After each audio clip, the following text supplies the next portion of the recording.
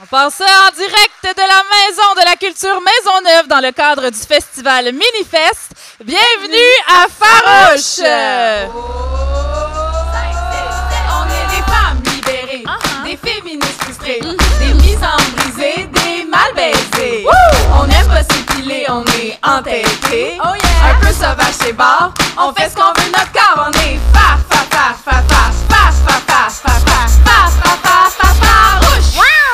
approche-toi pas.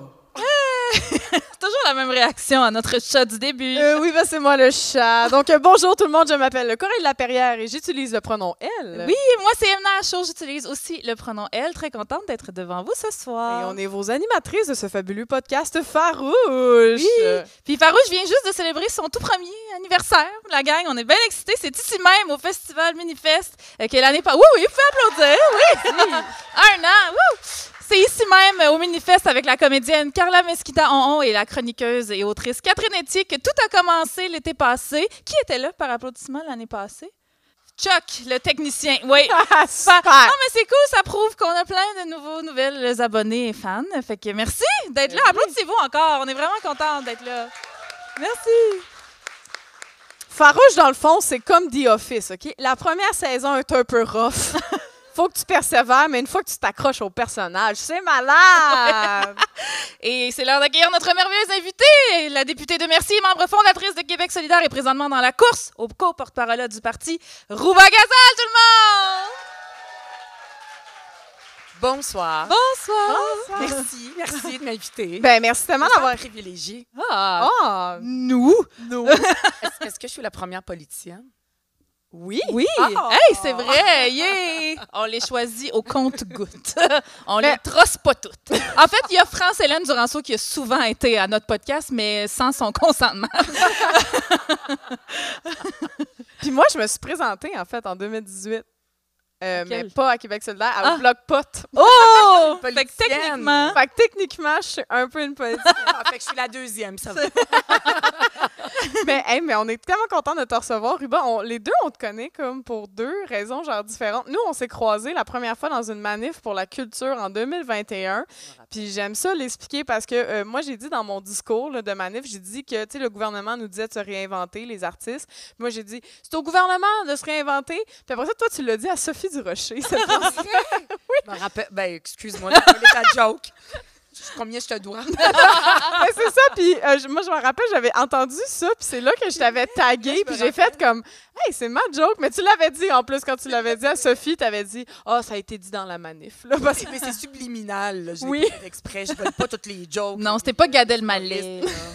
Non, mais moi, j'adore ça. Si je peux dire des choses, puis après ça, tu les reprends, là, comme fais attention, parce que j'ai des trucs vraiment rades des fois, mais ça va me faire plaisir. Prochaine fois que je pose une question au Salon Bleu à François Legault. Oh oui, cite-nous! Appelle-le Frankie, comme on l'appelle oui. au podcast. Ou à Bernie, Bernard Bernie, oui, Bernie. Puis nous, on s'était rencontrés. Rouba était venue voir mon show québécoise que j'organise depuis... En fait, elle est allée voir... Oui! C'est vrai. C'était on se connaissait même pas. Non. T'étais juste venue comme ça avec Shafika. Oui, Shafika Vaitiana Tazarman. Oui, à l'époque. Non, je m'excuse, Shafika. On s'est pas assez. C'est plus facile, Rouba.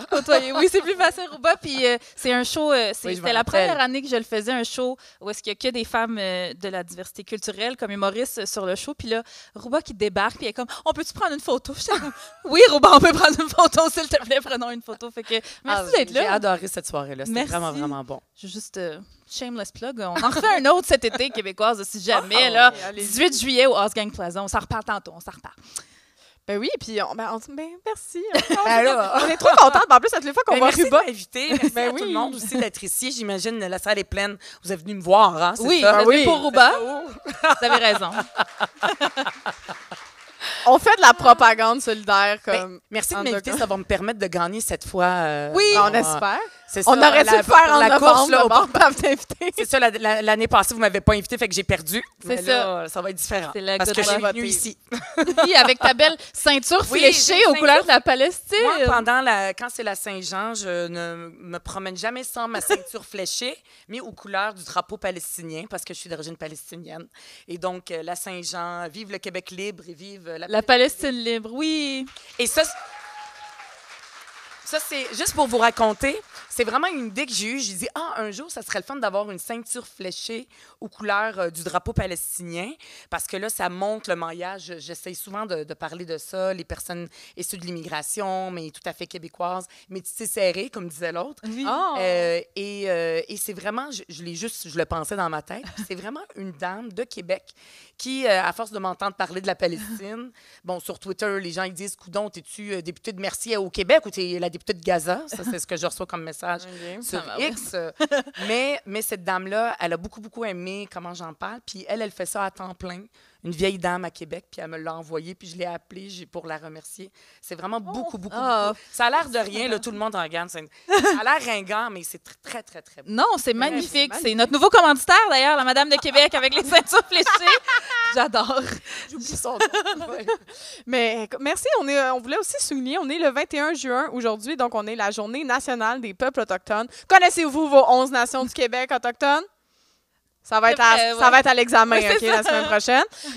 Puis on voulait dire un gros merci aux éditions Anna-Nora qui nous ont envoyé des livres, dans le fond, de leur édition, dont le livre de Cindy Wild, Émergence insoumise, qui est une Atikamekw aussi, je pense qu'elle est comme les deux en même temps. Et c'était super intéressant. Moi, j'ai lu, j'ai adoré ça. Fait que si vous êtes des éditeurs, vous voulez nous envoyer des livres, ben comme let's go. On les lit pas tout le temps, on est dans le jus, mais on est vraiment content de les recevoir. Oui, puis on a reçu même des mêmes éditions, on a reçu Envale-toi, c'est quoi cette expression-là? Envole-toi, Migoun, de Moira Washeshkun Bacon, de la même maison d'édition. Puis on compte bien inviter certaines de ces auteuristes dans de futurs épisodes de Farouche. Fait que, à suivre, merci les éditions Anne-Norac. Merci Rouba. Merci. Oh yeah! C'est maintenant l'heure de faire le tour des nouvelles qui se sont déroulées depuis notre dernier épisode. Oui, et rappelons que le bulletin de nouvelles peut contenir de la fausse information pour les besoins de l'humour. OK? Non, mais c'est parce que des fois, poursuivez-nous pas en diffamation, s'il vous plaît. On n'a pas encore fini de payer ce qu'on devait à l'impôt. Parce que oui, Régent, non seulement on est des artistes qui payent des impôts, mais on est des artistes non subventionnés. Ouais. Fait que donnez à notre Patreon, s'il vous plaît. Oui. On va partir ça avec... voilà. Bonne nouvelle pour la Ville de Québec. La filiale infra de la Caisse de dépôt et placement du Québec a déposé un projet de mobilité pour la région qui inclut un tramway. Wouh! Tu sais, là, la technologie qui fonctionne très bien depuis près de 150 ans. Pardon. Oui, en plus, Québec avait déjà eu un tramway de 1897 à 1948. Puis moi, je me demande, mais qu'est-ce qui s'est passé en 1948 pour qu'on arrête ça? Coudon! Denis Coderre était-tu maire de Québec en 48? On sait tous que historiquement, ça se peut pas, mais je peux quand même imaginer Denis Coderre un peu sous dans un party entouré de monsieur de finances qui joue à qui pisse le plus loin, dire qu'il a été maire de Québec depuis 1948. Oui, c'est son genre. C'est son genre. Le tracé proposé par la CDPQ Infra est le même que celui suggéré par Régis Labaume en 2018. Ce qui signifie que la capitale nationale aurait pu déjà avoir son tramway si la CAQ n'avait pas caqué. Hein? C'est-à-dire refuser de mettre en place des bonnes idées sous prétexte que si tu donnes pas d'argent à mes amis, ben t'es pas mon ami. Et oui, et malheureusement, Pierre Poilievre, que nous autres, on veut vraiment pas en parler, on est désolé, a dit que s'il était premier ministre, il n'investirait pas une scène d'argent fédéral dans un projet de tramway. OK, mais si t'étais premier ministre, Pierre, t'investirais dans quoi? D'un pick-up, l'eau en bouteille, dans la crypto-monnaie d'Andrew Tate? Oui, elle s'appelle Daddy. Je sais pas si c'est vrai. Elle s'appelle Daddy. Pierre Poilievre ne donnerait donc pas d'argent fédéral au projet. Puis ça, c'est l'argent ramassé dans les impôts de qui? Déjà? Ouais. Si Pierre Falardeau était encore en vie, il dirait « Ils sont en train de nous fourrer avec notre argent! » Oui. Donc, Pierre, poil de poche. Ça va être ça. Dorénavant, on a décidé que ça allait être ça. Ça sonnait mieux que Poilievre. A aussi déclaré que les conservateurs respecteront les automobilistes, les gens des banlieues et des régions. Hein, puis le monde des centres-villes, ils n'ont pas le droit d'être respectés. Hein? Faut déjà qu'on deal avec vos bachelorette parties. On est obligé de dérouler le tapis rouge pour vos voitures? On n'est même pas pour accommoder tous vos chars parce que vous autres, vous vouliez une piscine hors terre, la gang. C'est ça. On fera pas ça. Mais, point positif, la CDPQ Infra ne recommande pas le projet du troisième lien. Ah! Oui! Elle affirme dans son rapport que l'ajout d'un lien interrive à l'Est aurait pour effet de déplacer la congestion et se traduirait même par une hausse importante de la congestion sur le réseau routier. Tiens. Sauf que, encore une fois, la CAQ a caqué, hein, et a tout de même décidé de donner le feu vert au projet du troisième lien en offrant le mandat au ministère du Transport. Oui, fait que la ligne du temps du troisième lien, la gang, OK, c'est la CAQ propose le troisième lien. Finalement, c'est un troisième lien transport collectif. Bernard Drinville pleure. Ils perdent leurs élections partielles à Québec. François Legault pleure. On l'a pas vu, mais on sait que c'est arrivé, OK? Là, Bernie chante une toune d'automne. Ça n'a pas rapport, mais c'est un grand moment, faut jamais l'oublier. Puis là, il ramène le troisième lien. Ouais, grosse ligne du temps. On dirait ta chum Cynthia, qui est en relation de couple on and off depuis 6 ans avec son chum Kevin. Mais même elle, sa relation avec son fuckboy est plus stable que la CAQ puis le troisième lien. Oui, et c'est avec un nouvel argument que la CAQ a proposé son projet de marde, la sécurité économique. Hein? Puis pas sécurité économique dans le sens où on arrête l'inflation dans les épiceries puis la crise du logement. Non, non! Non, la ministre Geneviève Guilbeault a affirmé en conférence de presse, et là c'est une vraie citation, « Imaginez si un jour il arrivait quelque chose. Il n'y a personne qui peut prévoir l'imprévu. On n'est pas à l'abri qu'un jour, il se passe quelque chose sur l'un des 2 ponts et qu'on doive le fermer. » Pendant ce temps, le gouvernement de la CAQ n'a aucun vrai plan de résilience face au changement climatique. Tu sais, des choses qu'on pourrait prévoir. Là. La CAQ préfère donc prévoir l'imprévu que de prévenir le prévisible. Wow! Comme Zinedine. Je m'excuse, ça sonnait vraiment comme une toune de Loco Locas. Je m'excuse. C'est vrai. Alors, on verra ce qui va arriver avec le troisième lien. Hein. C'est à l'étude. Hein. Le troisième lien a d'ailleurs plus d'études qu'un doute d'impro qui se cherche. Oui. Sinon, le Québec vient de traverser une canicule particulièrement intense et hâtive, ayant enregistré le 19 juin le plus chaud depuis le début de la récolte des données en 1941. Tu sais, là, des canicules prévisibles, François. Oui, en effet, partout dans la province, des records ont été battus. Puis là, d'ailleurs, ça serait le temps, je pense, la gang, qu'on arrête de dire que c'est des records, hein, parce que ça sonne comme positif.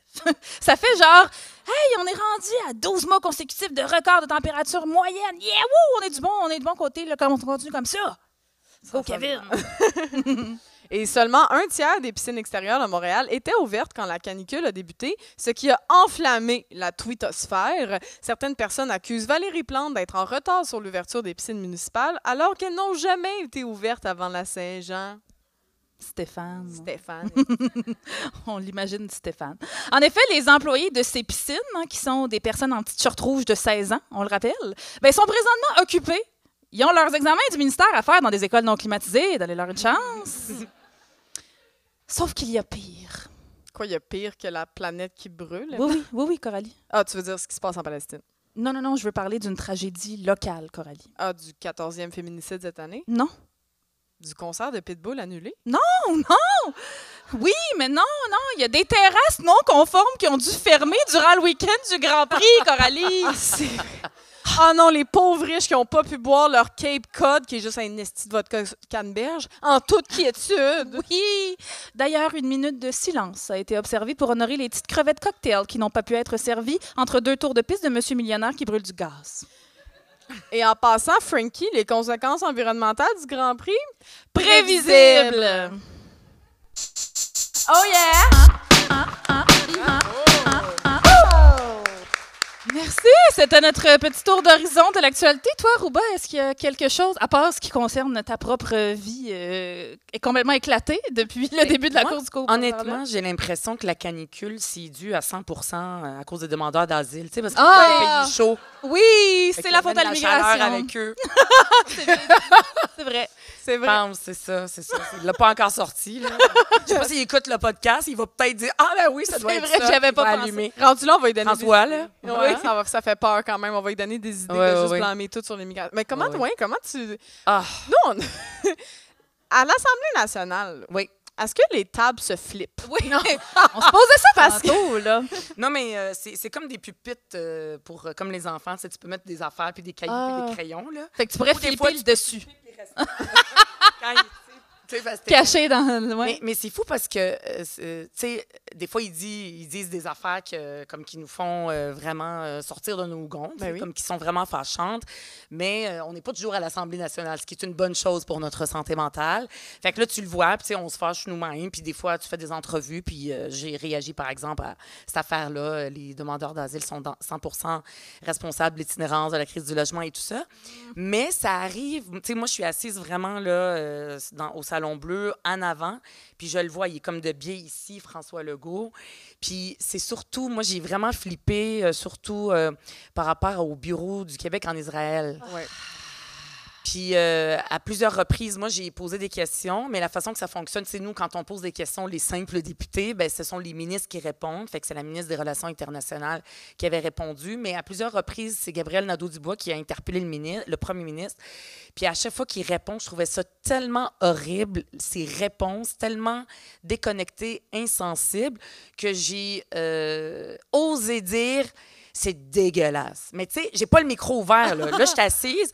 Puis souvent, tu sais, tu dis, on est très rarement en accord avec l'autre côté. Fait que normalement, on pourrait comme dire, OK, c'est correct, là, on peut relaxer pendant la période des questions. Mais je suis pas capable. Tu sais, je veux dire, je me fâche, je dis des mots, je parle tout seul, mais tu sais... C'est un mot proscrit dégueulasse? Ben, en fait, c'est que j'avais pas le micro ouvert. Fait que je disais, c'est dégueulasse. La conversation n'était pas avec moi. Je l'ai juste dit de même.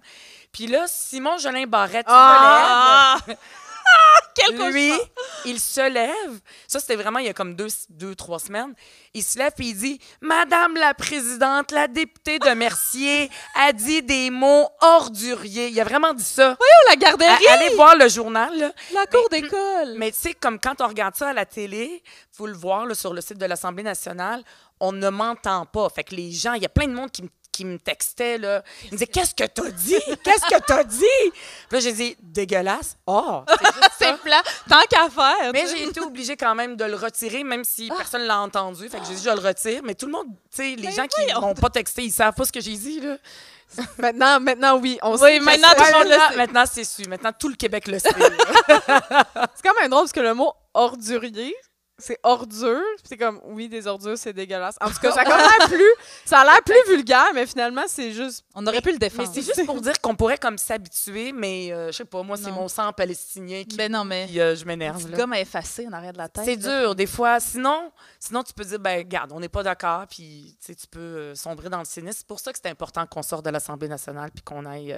Qu'on sorte de cette bulle. C'est vraiment une bulle, l'Assemblée nationale. Mais surtout, le petit bleu hôpital, là, mon bleu, là, ça vient pas vous chercher un petit peu. Je sais que c'est pour votre teint. Il paraît que c'est pour le teint, la gang. Le salon bleu, il était pas. Oui, salon bleu, il était vert pas avant. Ouais. Ah! C'est-à-dire qu'avant. Vous paraissiez pas bien. Oui. À l'écran. Ben, moi, j'étais pas là. C'était dans les années. Dans le temps, je sais pas, là. ça fait longtemps. Mais c'était un beau verre. Pas un beau verre comme ça, probablement. C'était un autre verre. Mais en fait, c'est ça. Il était vert. Puis quand ils ont commencé à mettre des caméras, j'arrive plus à me rappeler là, en quelle année. Il faudrait faire une recherche. Mais c'est Switch, en fait, noir et blanc à couleur. Ah oui, c'est ça. OK. Ouais. Mais bravo. Mais, c'est vrai parce que toi aussi, t'es politicienne. Oui, c'est ça. Elle était là dans le temps. Là, c'est parce que le bloc-pot, on voulait que ça reste vert. Mais là, on ira... Ouais. Mais là, c'était la dernière journée, vendredi, je me perds, là, il y a 2 semaines, qu'on siégeait au Salon Bleu parce que là, il va être en rénovation avec vos taxes. Ah. Bien sûr. Et on va aller au Salon Rouge, puis le Parti libéral est très content. Là, s'ils écoutent farouche, les gens qui vont faire les rénovations, on demanderait des bureaux qui se flippent. C'est ça notre seule demande. Ouais. Juste pour roubat de temps. Puis sinon, nous, dans l'actualité, nous, qu'est-ce qui nous a bien marqué aussi, c'est les élections en France. Là, ça ne nous touche pas directement, mais c'est comme une terrifiante montée de l'extrême droite. Toi, en tant que politicienne de gauche, là, comment de gauche, puis aussi, je suis députée de Mercier. Mercier, c'est pas Mercier Hochelaga-Maisonneuve, c'est le Plateau et le Myland. Fait que t'en as des Français. Ah oui. Puis, mais c'est sûr. Tes consoles, les citoyens, tout ça. Puis partout, je suis très contente. On voit partout les affiches du Front populaire, là, la gauche qui a décidé d'arrêter de se chicaner. Quand c'est comme vraiment... parce que c'est très, très, très épeurant, qu'est-ce qui s'en vient. Puis, tu sais, des fois, on a l'impression qu'au Québec, on est à l'abri de ça. C'est pas aussi intense qu'en France, mais quand on regarde ce qui se passe aux États-Unis, aussi la montée de la droite, avec les sondages au Canada, Poilievre qui pourrait arriver, c'est très, très inquiétant. Tu sais, il n'y a pas très longtemps, il y a eu une manifestation des anti-choix. Oui, vous étiez là, Oui, les deux. on était là les deux. C'est vrai? Je t'ai cherché. Ben oui. on Je s'est sais pas, pas- non, on s'est pas c'est vu, ça. oui. Mais cette manif-là faisait peur. Là. Vraiment, puis ça fait, je pense, la dernière, c'était dans les années 80. Là. Ouais. Si maintenant, ces gens-là pensent que le Québec est un terrain fertile pour amener des idées de droite qui mettent à mal les droits des femmes, c'est parce qu'on n'est pas à l'abri. Il faut vraiment qu'on reste vigilant. Fait que c'est sûr que oui, c'était peurant, puis on a besoin de partis de gauche au Québec fort. Oh que Ouais. oui! Et partout, Message partout dans le monde. Ouais. Oui, Ouais. oui. Merci. Ça paraît peut-être pas, mais farouche, on est de gauche. Ouais, c'est ça. C'est subtil. C'est ça. subtil. Votre, Fait quand- votre public aussi. Oui. je pense. Ça devrait Visiblement. sinon, vous allez Ah non, il y a trouver la quelqu'un qui soirée. vient de quitter.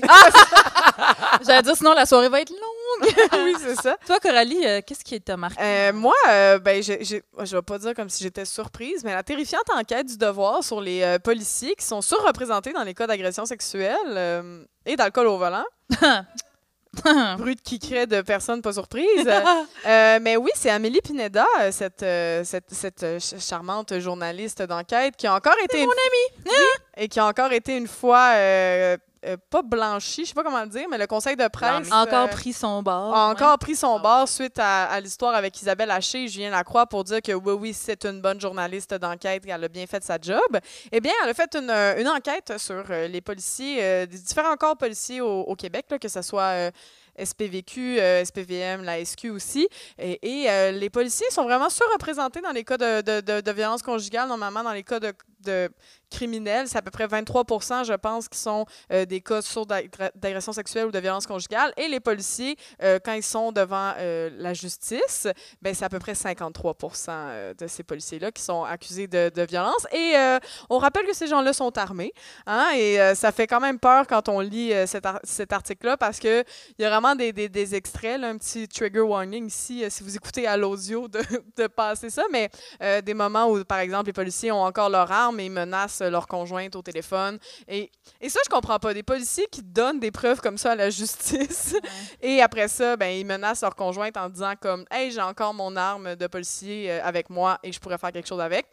Donc, c'est vraiment terrifiant quand même. C'est pas quelque chose qui est comme très surprenant. On avait déjà entendu ce genre de cas-là, mais là, de les voir toutes rassemblées ensemble grâce à Amélie Pineda, c'était quand même quelque chose. Donc, je vous invite à regarder ça au Devoir si ça vous tente, mais sinon, c'est pas grave. Hein. Faites juste crier à cab, puis ça résume, là. Ça va être... Mais- Et toi, Emna? Non, moi, mon Dieu. OK, là, on reste dans le trigger warning. La gang continue à skipper, là, si jamais, parce que je sais pas si vous avez entendu parler du film Maria, qui a été présenté à Cannes cette année. Moi, c'était passé sous mon radar. C'est un film de la réalisatrice Jessica Palud. Ça raconte l'histoire de Maria Schneider, qui est une actrice française qui est décédée aujourd'hui, malheureusement, qui a été agressée sexuellement pendant le tournage du film de Bernardo Bertolucci, Un dernier tango à Paris, en 72. OK? Puis là, ce film-là est fait, c'est comme un film documentaire. Ben, non, c'est une fiction, mais c'est basé sur sa vie, qui sort, je pense que c'est sorti il y a 2 jours en France, pour raconter la version de Maria, parce qu'en fait, ce qui est arrivé, c'est que Maria Schneider avait été choisie à l'époque, elle avait 19 ans, pour jouer aux côtés de Marlon Brando, qui avait genre 50 ans à l'époque, normal, classique. Le sujet du film, c'était la passion torride entre un veuf américain de passage à Paris et une jeune femme. OK? La base là, de tous les films qui ont été conçus dans ces années-là.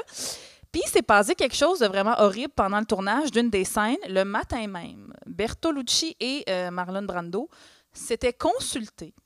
Puis, ils avaient décidé, sans prévenir Maria Schneider, que Brando violerait Schneider pour vrai pendant le tournage par, je m'excuse, sodomie avec du beurre en guise de lubrifiant. C'est vraiment atroce.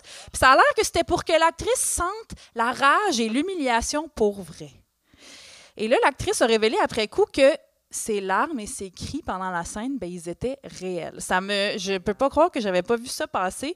Semble-t-il que personne n'a écouté, jamais, évidemment, sa version des faits. Personne ne la prenait au sérieux quand elle a dénoncé à l'époque que cet événement-là évidemment complètement détruite, qu'on lui offrait que des rôles ensuite où est-ce qu'elle devait soit jouer nue, soit jouer des femmes folles, des femmes lesbiennes ou des femmes meurtrières. Je ne sais pas. Pour moi, il y a un lien ici à faire. Là. Oui, moi aussi, j'aurais envie de tuer après. Puis qu'elle n'a jamais vraiment joué avec des hommes de son âge non plus. Hein? Une autre surprise. Puis dans un documentaire auquel elle avait participé en 1976, elle disait déjà à l'époque, c'est fou parce que ça sonne comme des mots qu'on emploierait aujourd'hui, elle dit « Les producteurs sont des hommes, les techniciens sont des hommes, les metteurs en scène sont la plupart des hommes, les agents sont des hommes et j'ai l'impression qu'ils ont des sujets que pour les hommes. » J'ai envie de vous lancer sur... On a tellement la mémoire courte. Ben oui. Ça a pas... Pourquoi on répète toujours les mêmes erreurs, mais dans tout, là, je veux dire, un génocide, des guerres, les droits des femmes qu'on continue, qu'on perpétue. Je peux pas croire qu'on n'écoute pas les femmes, les personnes issues des groupes marginalisés la première fois, encore et encore. Et puis, je sais pas c'est quoi dans... Je fais du pouce sur ce que tu dis, là, mais Tarantino, là, dans Inglourious Basterds, si je me trompe pas, il y a une scène où, j'ai oublié le nom de l'actrice, elle se fait étrangler. OK. Puis Tarantino, il trouvait qu'elle jouait pas assez bien. Fait que c'est lui qui l'a étranglée. Puis qui regardait, puis il était comme, non, c'est parce qu'il faut que tu vois l'œil là, qui commence à mourir. Comme... Puis il y a tellement de monde qui sont comme, quel grand réalisateur, Tarantino. Mais c'est encore en train d'arriver. Puis ça, Inglourious Basterds, c'est genre 2011, genre, I guess. Je sais pas, il y a sûrement un d'autres de cinéma qui vont venir de mansplainer ça dans nos commentaires. Mais, fait que c'est encore en train d'arriver. Ben, puis, tu sais, je veux dire, ça fait un petit bout, mais quand même, on en laisse passer pas mal. Là. C'est souvent, tu sais, on dit que les artistes qui créent, tu sais, c'est tellement des génies. Il y a eu un autre aussi, là. Son cas est très, très connu. Comment il s'appelle? Mon Dieu, son nom, évidemment, m'échappe. Que je veux le dire, là, polonais, là, j'oublie son nom. Roman Polanski. Oui, Roman Polanski. Tu sais, dans le milieu du cinéma. Oui, c'est des grands génies. C'est ça, c'est des génies, puis que l'art justifie, là, ce côté créateur, là, justifie tous les crimes ou des abus qui sont commis et tout ça, là. Et des fois, on va dire, il faut séparer l'artiste de son agression. De son agression, puis la personne. Ça part, mais c'est ça, semble-t-il que c'était monnaie courante à l'époque. J'espère qu'on a évolué, mais peut-être qu'on va découvrir encore des choses plus tard. Même maintenant au Québec, par exemple, dans les scènes de sexualité ou de nudité, il y a ce qu'on appelle des coachs non pas des coachs, j'ai oublié le nom. Des conseillers de l'intimité ou une affaire de même. Ouais. Je sais pas s'il y en a tout le temps, si c'est obligatoire, si ça dépend des producteurs ou des réalisateurs, là, mais on dirait ça devrait exister. Moi, je pourrais pas. Avec tout ce qu'on sait aujourd'hui, je peux pas croire qu'on mettrait pas ça en place systématiquement. Oui, c'est ça. Je sais pas si c'est systématique. Mon chum est acteur, faudrait que j'y demande. Oui. Mais maintenant, il n'y a plus le droit de faire. Depuis que tu es avec moi, il n'y a plus le droit. Non, c'est ça! Ou en tout cas, il faut que tu approuves le scénario. Oui, c'est ça. C'est moi qui approuve tout. Oui, puis c'est bizarre parce qu'il y a aussi un moment où ça a aidé ça, parce qu'il y a eu la COVID. Il y a eu MeToo, COVID. Fait que là, le monde était comme, ouais, ils se frenchaient tout le temps, la gang. On était obligés. Peut-être pas nécessaire. Pas nécessaire. Oh, fait que ça a switché, mais j'aurais été curieuse de voir sans la COVID si on aurait eu aussi ces gens-là. Oui. On le saura jamais, mais c'est quand même drôle. Non, mais on va se le dire, ça a eu ça de bon, la COVID. C'était cool, la COVID. Non, c'est vrai. T'imagines, un rap ça de même. C'était vraiment nice, les gens qui sont morts dans les CLS et puis tout. Hey, merci beaucoup pour ce tour d'horizon. Non, c'était une blague. C'était une blague pour les besoins de l'humour. Oh yeah!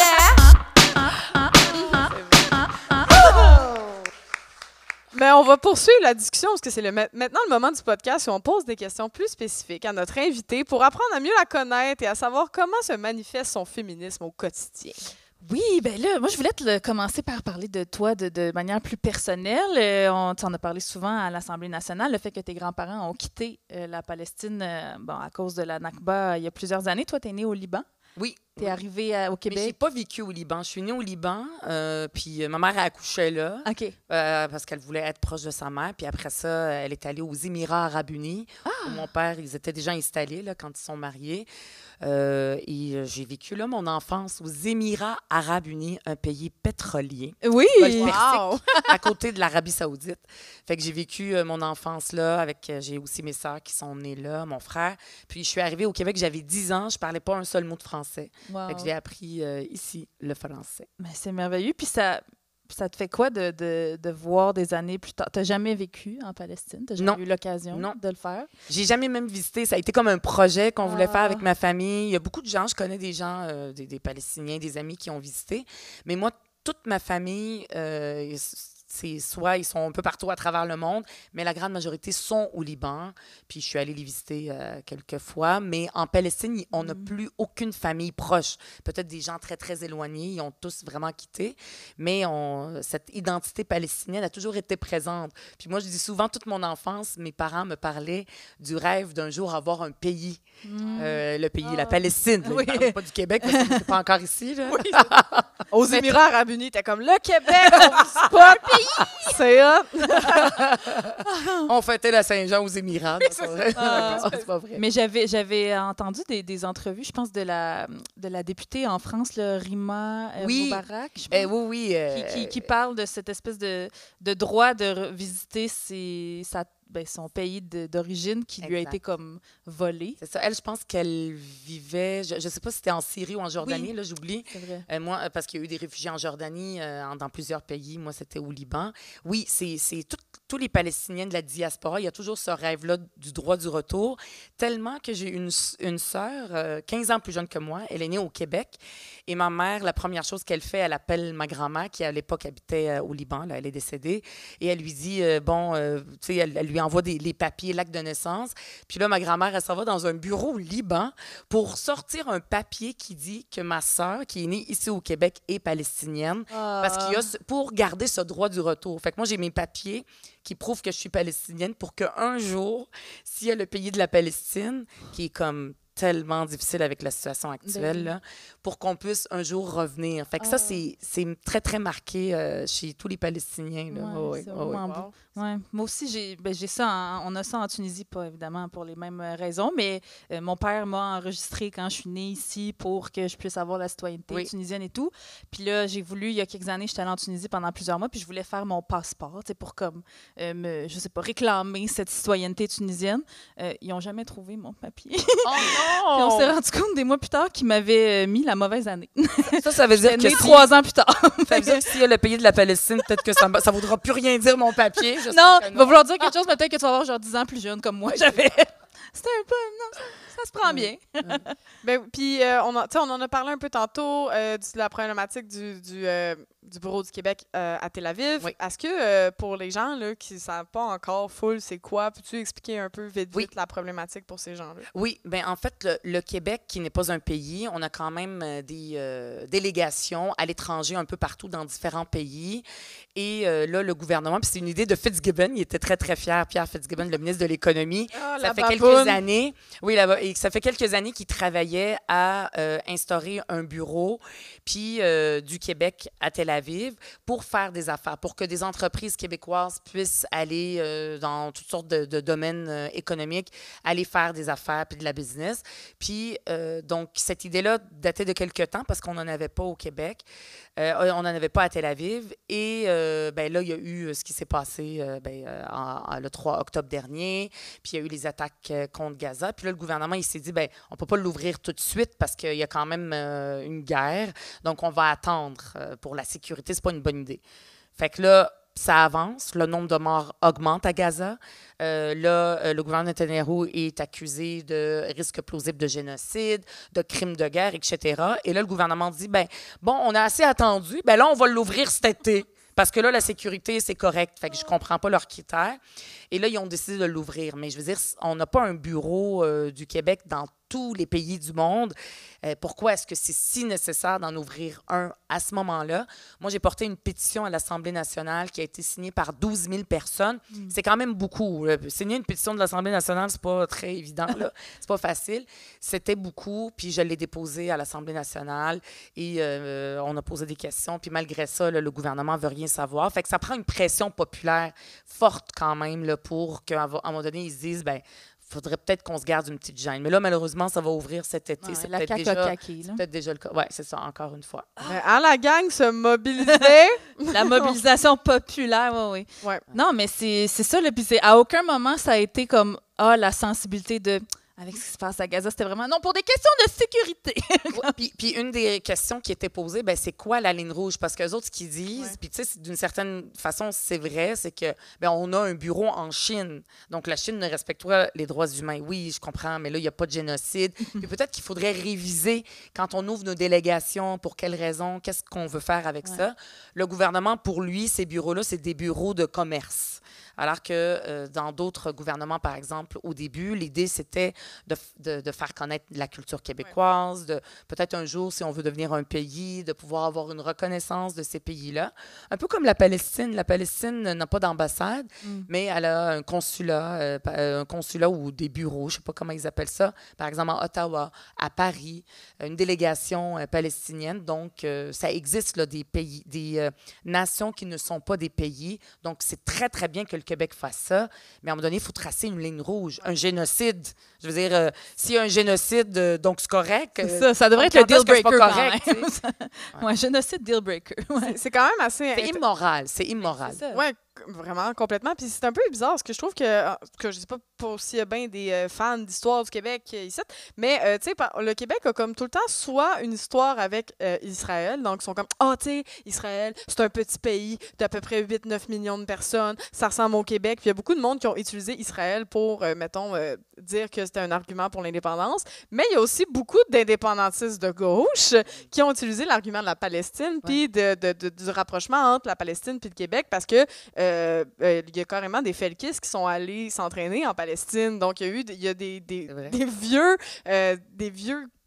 vieux liens entre la Palestine puis le Québec, mais aussi entre Israël puis le Québec. Fait que tout ça, c'est comme vraiment, je trouve ça c'est horrible ce qui se passe en Palestine, mais qu'en 2024, on le voit encore à l'Assemblée nationale où on a une droite nationaliste qui veut continuer à avoir des liens avec l'Israël et Québec solidaire qui est en train d'incarner la gauche qui, elle, veut continuer à garder ses liens avec la Palestine. Oui, puis on a même déposé, c'est très intéressant les parallèles que tu amènes. C'est mon collègue Guillaume Clich-Rivard, notre député à Saint-Henri-Sainte-Anne. Il a déposé une motion pour qu'on reconnaisse l'État palestinien, comme à peu près il y a 49 pays dans le monde qui le reconnaissent, puis il y en a de plus en plus. Puis pas juste des pays africains, là. Mais genre, comme c'est moins important. Non, les pays comme l'Espagne, la Norvège, qui veulent reconnaître l'État palestinien. Et donc, on a déposé ça. Et malheureusement, et le Parti libéral et la CAQ ont refusé cette reconnaissance-là. Ils disent pas pour quelles raisons. Ils expliquent pas.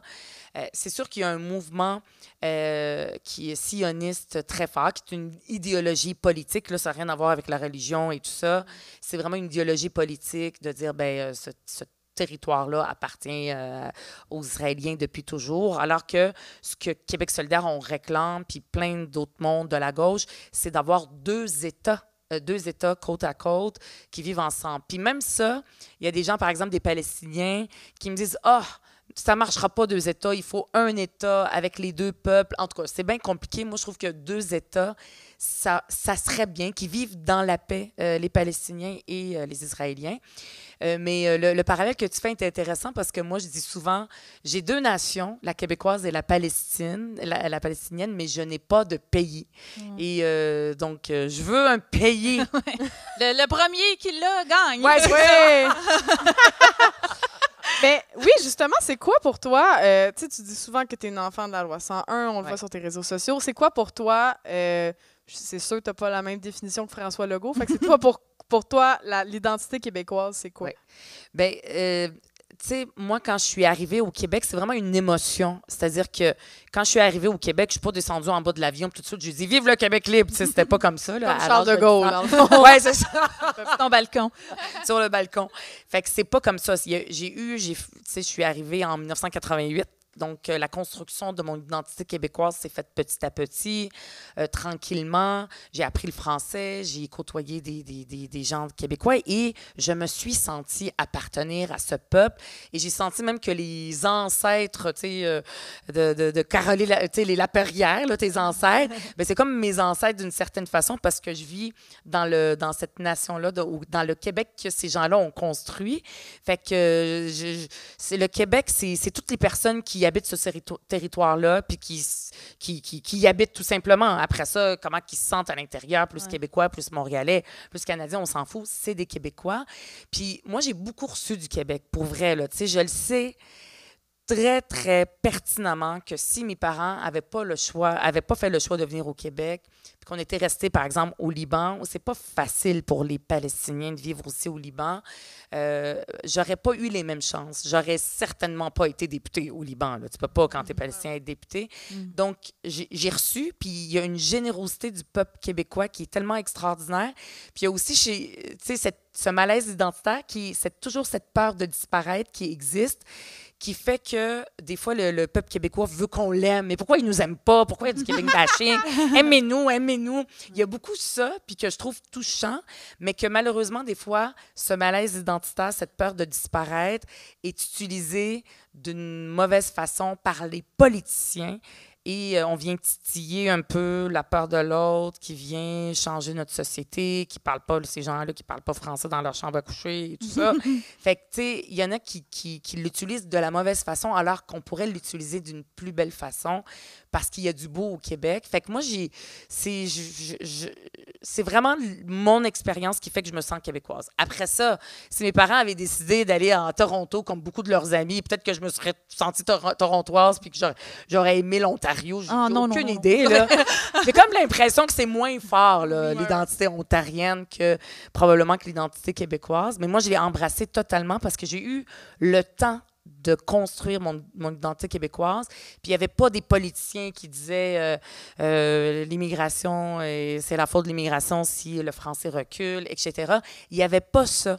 Fait que si aujourd'hui, dans le Québec de François Legault, j'arrivais au Québec, puis j'avais 10 ans, puis que je commençais à construire mon identité québécoise, comment je me serais sentie face à ce discours-là? Moi, c'est ça qui m'inquiète. Ouais. Fait que c'est très, très important pour moi que des gens qui sont beaucoup plus ouverts, inclusifs, comme nous à Québec solidaire, ou moi, que des petites Québécoises là, ou des petites MNR entendent des politiciens qui disent « J'aime le Québec, mais je veux que tout, tu sais, comme que ce soit un Québec généreux, ouvert, rassembleur. Donc, et non pas d'entendre que ceux qui sont fiers du Québec, c'est des gens qui trouvent que les gens qui viennent d'ailleurs viennent peut-être affaiblir ou risquent de faire disparaître le français, par exemple. Ça, je trouve que c'est une responsabilité qu'on a, la gauche, qu'on devrait beaucoup plus utiliser. Oui, il faut défendre les minorités, les droits des minorités, les droits et libertés, c'est fondamental, mais il faut aussi défendre quelque chose de plus rassembleur, de plus commun. C'est ça. Ouais. Non, c'est une très belle... Mon Dieu, je suis partie! Je me suis encore une fois enflammée. Non, c'est une réponse parfaite.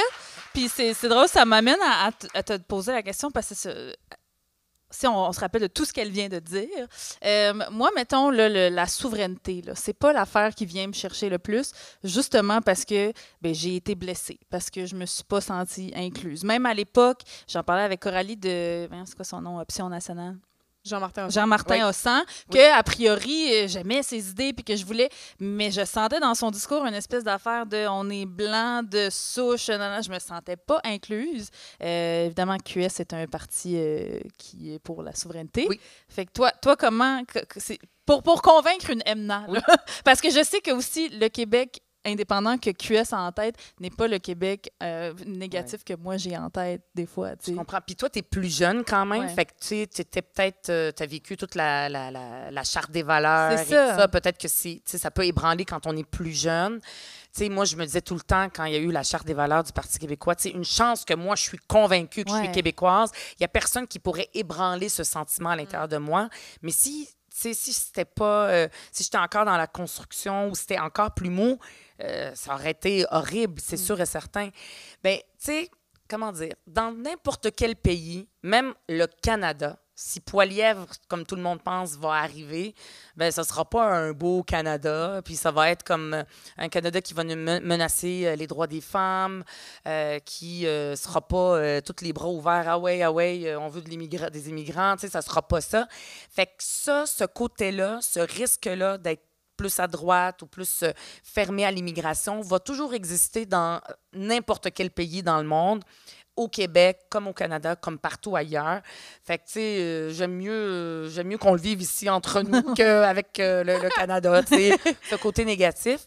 Puis, tu sais, fait que pour moi, le projet d'indépendance, oui, à Québec solidaire, on est indépendantiste depuis notre fondation. Puis c'est très lié avec notre projet social.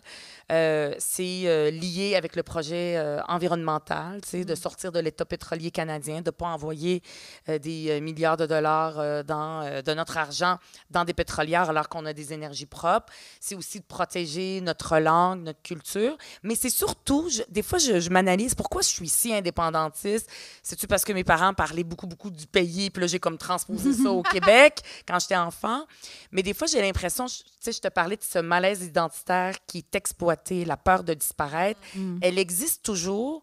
Puis je me dis que si on était un pays, ce malaise cette peur de disparaître existerait moins, parce que là, on est un pays. Puis les gens seraient plus relax face à l'immigration. Puis les partis de droite auraient moins d'emprise, un petit peu moins. Pour aller titiller cette partie xénophobe qui existe chez tout le monde. Quand on a peur de l'autre et tout ça, c'est normal. Tu sais, ça peut exister. C'est plus quand les politiciens puis l'élite politique va jouer dans ces zones-là de façon des fois plus subtile, d'autres fois moins subtile, que ça devient dangereux. Fait que je me dis peut-être qu'il y a moins de risques de vivre dans un pays plus laid si on était indépendant parce qu'il y aurait moins d'emprise pour les mettre sur le côté, disons. Je pense. OK, Fait ben, que tu vas-tu oui. Comment? J'ai dit, puis tu vas-tu oui. Ben, si c'est Rouba, oui. Ben, OK, c'est bon. C'est bon. Peu importe les raisons, c'est bon. Ben, c'est pour ça que moi, j'aime beaucoup le projet de QS sur la constituante plutôt qu'un référendum, là, parce que moi, j'ai commencé à le dire sur scène. Pour moi, un référendum, c'est tellement comme trop direct qu'on connaît pas qu'est-ce qu'ils veulent faire avec ça. Fait que pour moi, un référendum, c'est comme si un gars faisait « Tu veux-tu fourrer? » C'est quand même intense. T'es comme « Oui, non, tout de suite! » Tabarnak. Puis, pour moi, Ça manque de... ça manque de préliminaires. Et je trouve que la constituante de Québec solidaire a ces préliminaires-là en disant « Hey, on va en parler, on va aller prendre une date, on va boire une bonne bouteille de vin, puis on va se parler de ce qu'on Oui, veut. » tu peux la citer, là. Tu sais, il y a plus... C'est ça. Je trouve que j'aime mieux qu'on en jase avant de le faire, parce que ben, c'est ça. C'était vraiment mon analogie. Coralie, est-ce que tu me permets de Tout utiliser ça, oui. Parce que on a une campagne maintenant qui a été lancée depuis le début de l'année qui s'appelle Nouveau Québec, nouveauquebec.info. Puis, et pour justement parler aux plus jeunes qui n'ont pas vécu les traumatismes de 1995 avec le référendum, et on parle de l'Assemblée constituante. Puis souvent, c'est difficile à expliquer. Fait que je vais utiliser l'affaire des préliminaires et tout ça. Puis l'idée, c'est de faire en sorte que le peuple, la population, soit partie prenante de ce projet-là. Tu es d'origine tunisienne. En Tunisie aussi, il y a eu une assemblée constituante. Donc, c'est comme une assemblée élue, qui n'est pas l'Assemblée nationale, et qui a comme mandat d'écrire l'acte de naissance du pays et de faire des consultations, de vastes consultations partout. Puis les gens vont y participer. Tu sais, on crée quelque chose de nouveau. Dans quelle sorte de pays on veut vivre? C'est quoi les valeurs? Tu sais, puis c'est quelque chose qui peut être très, très large et consensuel. Là, on ne va pas écrire des choses très, très précises dans la Constitution. Puis il y a comme quelque chose de collectif, de commun. Tu sais, on manque de projets collectifs, puis on a l'impression, face à toutes les crises qui existent dans le monde, qu'on n'a pas d'emprise, qu'on est impuissant, alors qu'avoir une assemblée constituante où tu peux réfléchir avant de voter, fait que là, toutes les préliminaires là, qui durent un peu de temps, ben il y a quelque chose de beau puis de beaucoup plus engageant, si je peux dire. Parlant de crise. Parce que là, je vois que le temps file, puis on ne peut pas ne pas en parler. Il y a eu le départ d'Émilie Lessard-Terrien qu'on aimait beaucoup, qui t'avait fait le co-porte-parole, la course avec elle. Elle s'est dit épuisée, elle a critiqué un peu le parti au passage. Comment, toi, tu l'as vécu, ce départ? Très, très, très dur, très difficile. Moi, je faisais même une tournée de Nouveau Québec et tout ça, j'ai tout arrêté, mais on faisait notre travail de député. Ça m'a beaucoup, beaucoup affecté. affecté parce que, tu sais, moi, j'ai connu Émilie en 2018. Ça a été quelque chose d'extraordinaire. Elle a été élue à Rouyn-Noranda-Témiscamingue. Elle vient du Témiscamingue. C'était vraiment extraordinaire. Puis, je l'ai beaucoup côtoyée. C'est sûr que pendant la course, on a été comme des adversaires politiques, mais tu sais, on avait comme un esprit sportif moi, et tout ça. Puis, tout de suite, de la seconde qu'elle a gagné, je me suis tout de suite ralliée. Puis c'est même elle qui m'a dit, « Moi, Ruba, je veux faire la tournée pour les régions. Donc, si tu peux, toi, t'occuper de Nouveau-Québec, ce qu'on veut mettre de l'avant et tout ça. » Fait que ça a été un moment difficile. Puis honnêtement, tu sais, la politique, c'est un métier traditionnellement masculin. Fait que c'est sûr que c'est toujours, tu sais, comme on veut faire la politique autrement, on veut faire les choses différemment. Puis c'est sûr que des fois, peut-être qu'on en échappe. Puis des fois, même moi, je me dis, est-ce que c'est parce que ce qui est valorisé, c'est des affaires de gars, la lutte politique, se chicaner, dire c'est dégueulasse à l'Assemblée nationale, comme je l'ai dit. Peut-être que c'est valorisé. Donc, nous-mêmes, comme femmes, c'est même pas un truc d'homme ou de femme. Est-ce qu'on fait de la politique comme les hommes l'ont construit?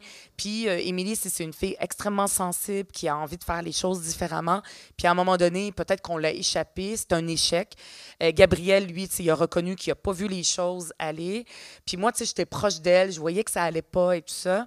Mais ce qui très, très important, c'est de ne pas oublier ce qu'elle a dit qui ne marchait pas dans notre parti. Il y a des changements, on a plein de chantiers de changements qu'on est en train d'instaurer pour s'assurer que comme parti féministe, depuis notre fondation, c'est quand même un parti qui a été cofondé par Françoise David, une des plus grandes féministes du Québec, bien, qu'on garde ça. Oui, en ayant 2 co-porte-parole. Nous, dans nos assemblées, on a un micro homme, un micro femme, un micro non-genré pour s'assurer que les femmes puissent prendre la parole, parce que sinon, les gars sont en ligne puis les filles Ah oui, ça n'a pas de place. place. C'est comme ça depuis 2006, là. C'est tout le temps. Mais c'est pas juste ça. Il faut peut-être aller plus loin. Puis il y a tout un plan d'action, là, un chantier qu'on met en œuvre pour s'assurer de ne plus jamais revivre ça. Ouais. Justement, comment tu trouves que le féminisme se porte à Québec solidaire? Pour vrai, on a, comme je disais, il y a des choses qu'on doit améliorer. Si on se compare, mais il ne faut pas se comparer au cancre, là, c'est sûr qu'à Québec solidaire, comme parti féministe, on place la barre toujours plus haut. Le fait qu'on ait un caucus qui n'est pas paritaire, on est 4 femmes, 12 moins 4, ça fait combien? 8 hommes. Donc, c'est dérangeant, c'est malaisant pour un parti féministe, malgré les efforts qu'on a faits. Il n'y a pas une seule campagne électorale où on n'a pas plus de 50% de femmes qui sont candidates, même dans les endroits qu'on pense gagner, mais là, ça n'a pas marché. Ça veut dire qu'il faut qu'on place la barre plus haut, même si on se fait rentrer dedans quand on dit s'il y a une élection partielle, juste des femmes et pas d'hommes. Ça, le Journal de Montréal aime pour ça. Mais la parole, les femmes, moi, je suis très proche des membres, nous disent qu'il y a comme un épuisement, il y a peut-être des façons qu'on doit améliorer, qu'on voit plus les femmes. Moi, je prends ça très, très au sérieux. Je dis pas que c'est comme, mon Dieu, c'est horrible, le féminisme à Québec solidaire, j'irai pas jusque-là, mais on peut pas, face à ce qui s'est passé, dire qu'on peut continuer comme avant, c'est sûr. Ouais. Puis toi, comment tu vis ton féminisme au quotidien, qui n'est pas nécessairement juste ton quotidien de député, même si je sais que tu fais ça 24/7 au final, être député. Au grand dam de mon chum. Oui. Ben, c'est mon chum qui fait à manger. Donc, c'est ça mon féminisme, c'est lui qui fait à manger. C'est ça. Puis c'est vrai en plus. Mais c'est pas juste ça le féminisme. Ben, tu sais, moi, je dis souvent que je suis devenue féministe à l'âge de 15 ans. Beaucoup plus parce que je me faisais toujours dire non par mes parents parce que j'étais une fille. Comme beaucoup d'enfants d'immigrants, moi, j'ai vécu ce clash entre les valeurs de ma famille, des familles musulmanes, et les valeurs de la société. Mais mes parents aussi ont évolué. Puis aujourd'hui, ma sœur, celle que je parlais, Nour, 15 ans plus jeune que moi, elle n'a pas du tout vécu la même adolescence que moi. Mes parents sont devenus plus relax par rapport à ça. Donc, j'ai comme développer ce côté batailleur. Tu sais, mes parents n'aiment pas la politique et tout ça. Tu sais, c'est pas beaucoup grâce à l'appui de mes parents que je suis devenue, je suis allée en politique puis que je suis devenue députée, mais aujourd'hui, ils sont très, très fiers puis ils m'encouragent. Fait que ça a été toujours envers, tu sais, contre tu sais, dire que moi, je suis une femme, puis je suis capable, puis je me bataille contre les traditions. Fait que je l'ai intégré. Fait que comment est-ce que je le vis au quotidien? Bien, toujours ne jamais, jamais, jamais, jamais penser que c'est fini pour les femmes. Je pense que je vais mourir, là, puis ça sera pas terminé. Parce que... Touche du bois, là. Ouais. Non, mais je veux dire, comme tard, là, peu importe à quel âge, et ça sera pas terminé, le combat. Ouais. C'est ça. C'est quelque chose... C'est pas un truc personnel. Une femme peut avoir une façon patriarcale de faire les choses, même en politique. Céline Duranceau. Quoi? C'est sorti tout seul, je suis désolée. C'est systémique, c'est Ouais. au-delà des personnes. C'est une culture. C'est vraiment une culture. Puis en politique, cette culture-là existe. Moi, personnellement, je ne l'ai pas senti difficilement parce que à Québec solidaire, c'est quand même Manon Massé qui était présente. Même dans notre caucus, dans les prises de parole, on s'assure d'avoir l'alternance homme-femme. Donc, ça existe, c'est très, très présent. Même si on est moins de femmes, on s'assure que lors des périodes de questions, que les femmes, même si on est moins nombreuses, fait qu'on n'arrive pas à avoir l'égalité dans les questions, mais quand on pose une question à la période de questions, qu'il y ait plus de femmes. Fait que, tu sais, j'en pose beaucoup de questions au Salon Bleu pour compenser. Fait que ça, je ne l'ai pas senti. Après ça, dans l'espace public et tout ça, tu sais, c'est sûr que c'est pas moi qui dis les affaires les plus controversées. Tu sais, je suis pas une Catherine Dorion, admettons. C'est sûr que, tu sais, je le sais que c'est plus difficile. Sur les réseaux sociaux, on va aller sur le physique, sur des choses comme ça que les gars, on va pas leur dire ça. J'essaie de moins lire les commentaires. Fait que j'ai comme l'impression que je me sens plus rassurée dans mon féminisme parce que je suis dans un parti qui a ça tout le temps dans notre esprit, malgré l'échec qu'on a vécu là, avec Émilie Lessard-Terrien. Merci beaucoup, Rouba, pour cette période d'entrevue. Ça fait plaisir. Oh yeah! C'est maintenant l'heure du segment Ça a mal vieilli, là où on revisite des pans de l'histoire de la culture pop qui ne passeraient plus aujourd'hui. Là, je t'avoue, Emna, c'est notre 10e épisode, 9e épisode. Ouais. Je suis un peu déçue. Déçu de quoi? Je suis déçue que Mathieu Bocoté n'ait pas encore écrit sur nous. Alors, pour me faire plaisir, j'ai patenté une petite intro à la Mathieu Bocoté avec mon bon chum ChatGPT pour qu'il présente le segment. Et j'aimerais ça que tu nous le lises, Emna. Eh boy, OK. OK. Chers auditeurs, nous voici au moment fatidique du podcast où les animatrices, des féministes radicales, toujours promptes à réécrire l'histoire à travers le prisme déformant de l'idéologie woke, se lancent dans une relecture biaisée d'une œuvre du passé. En revisitant les classiques de notre patrimoine culturel avec une vision anachronique et militante, elle cherche à en extirper des significations qui n'y étaient pas, à les tordre jusqu'à ce qu'elles s'accordent avec leur agenda idéologique. Ce segment est non seulement une manipulation grossière, mais aussi une menace pour notre mémoire collective. Voici Ça a mal vieilli. Merci. Oh, c'est bon! Wow! Wow! Faut que je l'exorcise. Oui. Regardez ça à l'intérieur. Ça me faisait plaisir. Je voulais manipulation grossière, mais attaquer à menace collective. Hey, mais il est bon, ChatGPT, pour ça. Oui, il est bon, hein? J'en ai écrit une partie. On s'est fait un petit back and forth avec ChatGPT. Mais ChatGPT, c'est lui qui a mis, entre autres, une vision anachronique et militante. Il a bien saisi le Il a personnage. vraiment bien saisi le personnage. Alors, au dernier épisode, j'ai décortiqué la chanson qui était carrément mal née, Blurred Lines. Et là, je reste dans les chansons de l'été, tout le monde. Mais on change de registre pour des chansons de Kanjo! Oh boy! Oui, aujourd'hui, on s'attaque à la très raciste Boom Achika Boom, qui a été créée en pleine guerre en Irak. Non, je niaise, c'est pas ça. Tout le monde est comme « What? » Tout le monde fait la toune vraiment vite dans sa tête pour savoir. Non. En fait, est-ce que vous êtes allé dans des camps de vacances, Ruba? Non. Non? C'est une Emna? affaire de blanc. C'est une affaire Ouais, de- c'est ça. Nous, comme bonne fille d'immigrante, on restait à la maison. On gardait nos petits frères, nos petites sœurs. Là, Non, c'est ça. Moi, j'y allais genre 2-3 semaines dans l'été quand mes parents étaient tannés que je regarde la télé. 2002. OK. Et, plusieurs choses ont mal vieilli dans les camps de vacances en général. Bon, là, je sais plus si c'est encore le cas parce que j'ai pas d'enfants puis je travaille pas là, j'ai pas 16 ans. OK? Mais des fois, j'ai des flashs d'affaires qui ont mal vieilli dans les camps de vacances. Genre les noms des moniteurs. Hein? Il y avait des noms problématiques, là. Tu sais, genre de l'appropriation culturelle. Moi, j'en ai vu des gens s'appeler Totem et Pocahontas, OK?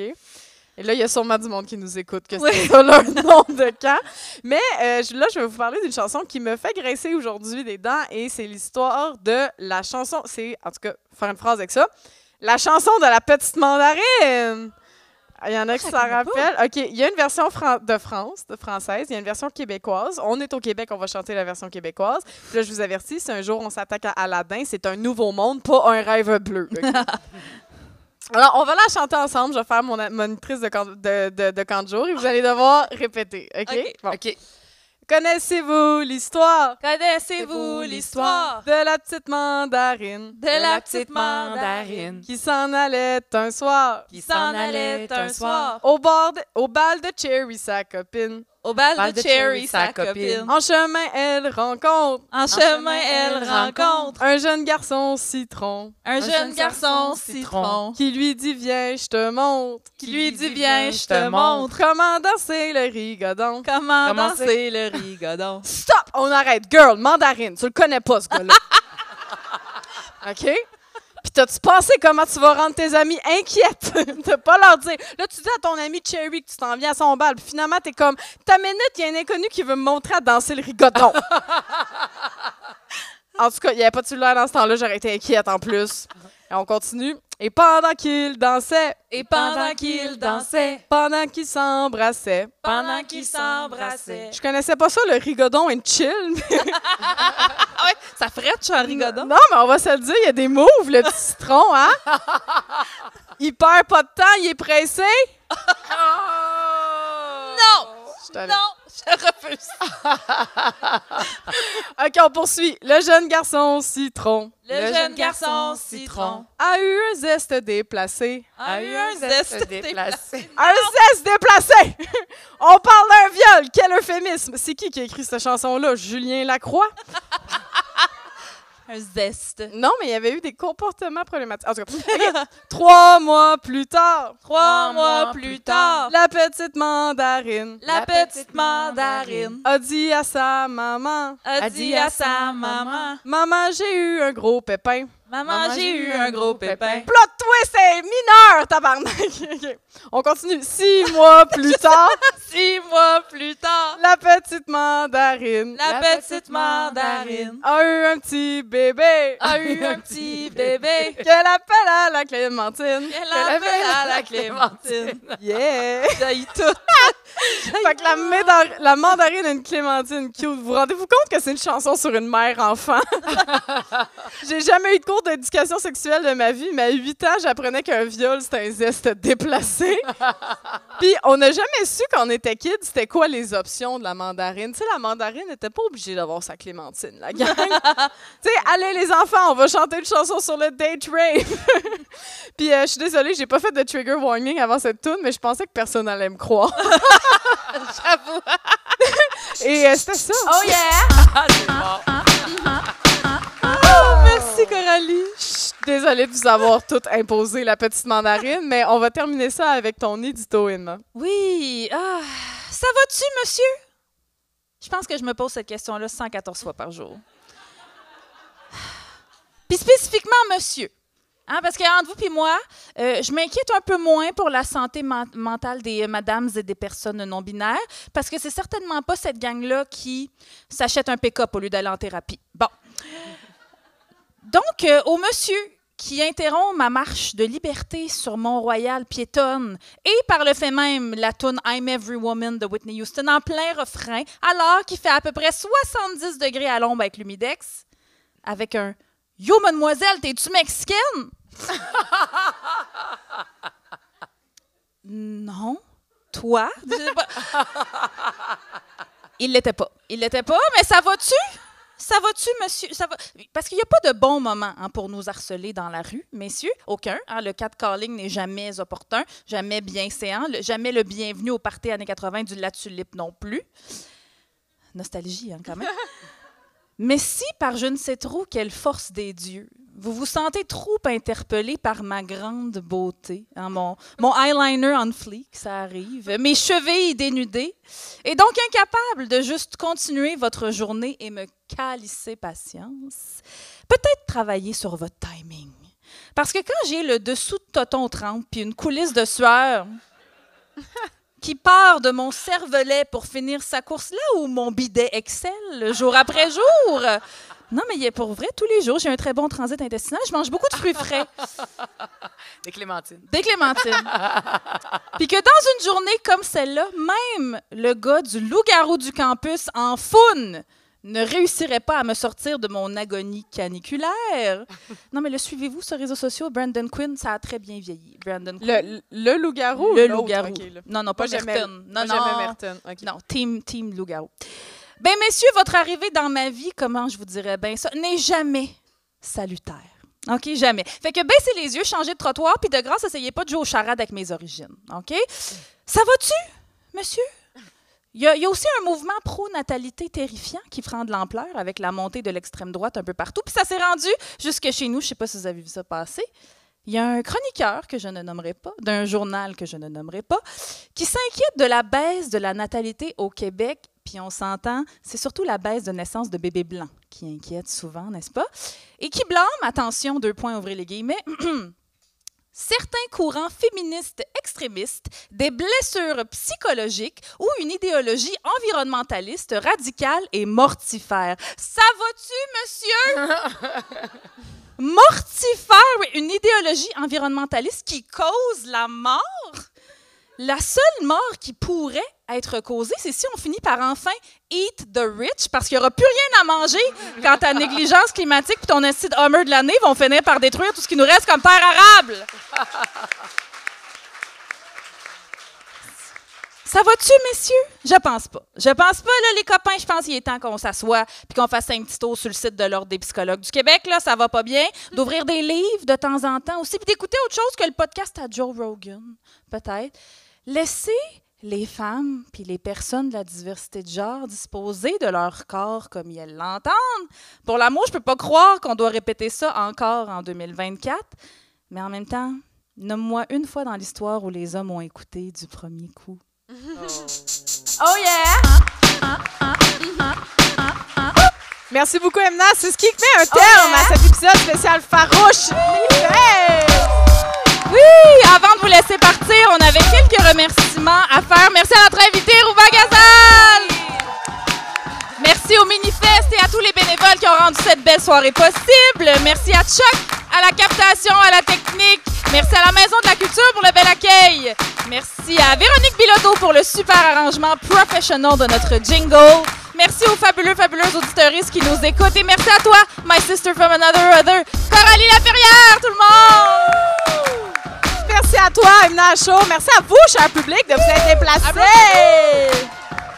On rappelle à tous nos nouveaux fans d'écouter les épisodes de Farouche disponibles sur YouTube ainsi que toutes les bonnes plateformes de balado. Oui, le prochain enregistrement de Farouche, ça se passe la semaine prochaine à Rouen, n'est-ce pas tout le monde? Non, c'est un peu loin pour vous autres qui êtes là à la Maison de la Culture en ce moment. Mais sinon, vous pouvez peut-être venir nous voir au Longueuil Comic Fest. C'est le 14 juillet et c'est notre formidable marraine féministe, Judith Lucier, qui va être avec nous. Fait que ça va être le fun. Hein? Oui! Oh yeah! Les billets sont déjà en vente. Juste cliquez sur un lien dans notre bio Instagram. D'ailleurs, n'oubliez pas d'aller vous abonner à nos réseaux sociaux, Instagram, TikTok et rejoindre notre groupe Facebook Farouche le podcast. Oui, puis j'en profiterai pour vous inviter à assister à mon autre projet de cœur. Cet été, je vous en ai parlé un petit peu plus tôt. La prochaine représentation de mon show québécoise. Hein, avec Rouba, peut-être, pour y inviter Rouba puis Shafika, un spectacle que j'ai créé, oui, que j'anime et qui ne met en vedette que des femmes humoristes issues de la diversité culturelle. Ça se passe jeudi, le 18 juillet prochain, 20h au House Gang Plaza à Montréal. Accessible pour les personnes à mobilité réduite. Les billets sont disponibles dans ma bio Instagram. Ça me ferait très plaisir de vous y voir, la gang. Yeah, c'est bon début d'été, la gang. On se laisse une dernière fois avec notre jingle. Bonne soirée. Essayez de clapper avec nous!